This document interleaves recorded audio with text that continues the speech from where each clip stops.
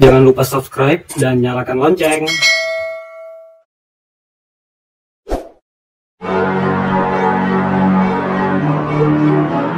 Belajar daring bersama Pak Asrori dan Uco, Pendidikan Agama Islam dan Budi Pekerti. Kelas 5, semester 2, pelajaran 8, Mari Hidup Sederhana dan Ikhlas, part 1. Assalamualaikum warahmatullahi wabarakatuh.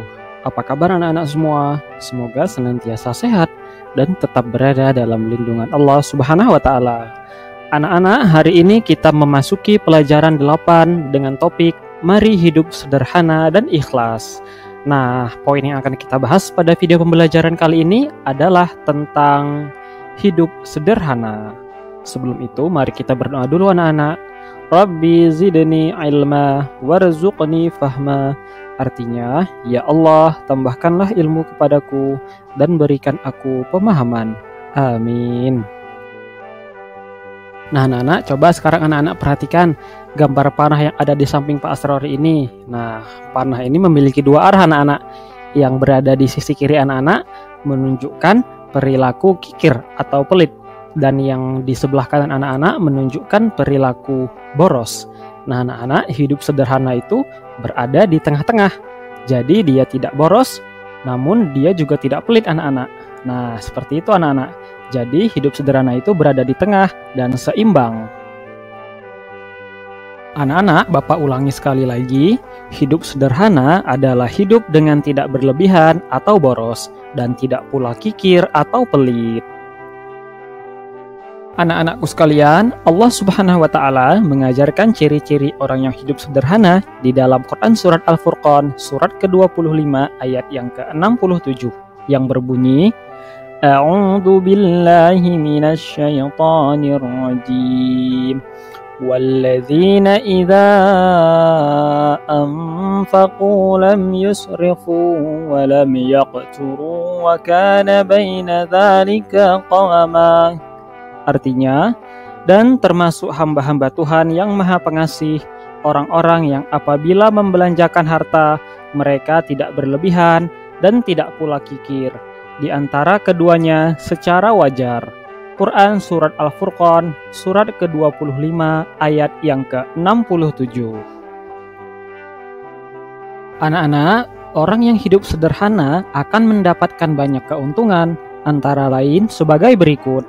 Yang pertama, mendapat pahala dari Allah Subhanahu wa Ta'ala. Kemudian mampu melawan godaan setan yang mendorong hidup boros.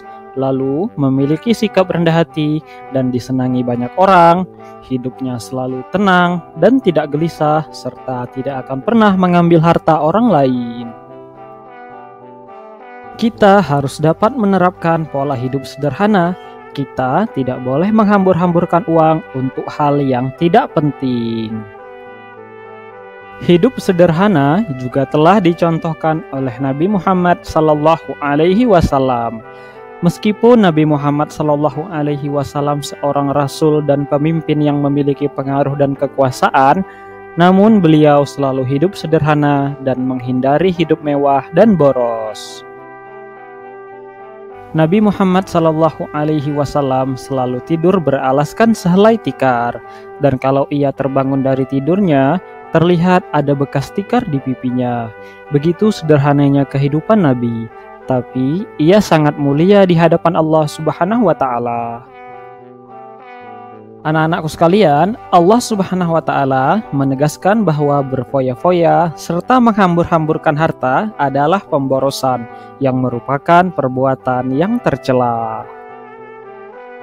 Dalam Quran surat Al-Isra surat ke-17 ayat yang ke-27, Allah Subhanahu wa Ta'ala menjelaskan sebagai berikut. A'udzu billahi minasy syaithanir rajim. Innal mubadzirina kanu ikhwanasy syayatin wa kana asy-syaitanu li rabbih kafura. Artinya, sesungguhnya pemboros-pemboros itu adalah saudara-saudara setan, dan setan itu adalah sangat ingkar kepada Tuhannya. Quran surat Al-Isra surat ke-17 ayat yang ke-27.